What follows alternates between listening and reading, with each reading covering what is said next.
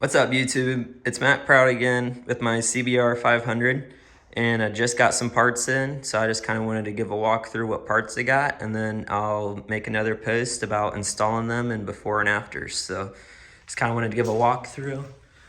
I got a Kaufman's short throw exhaust system, just a little exhaust tip instead of having this big scooter looking one that it comes stock with. And then another thing that I ordered was, right here is this rear fender. Kind of sticks out a lot more than what I would like to. The stock one, it kind of gives it that non-sporty look, kind of looks a little dorky in my opinion.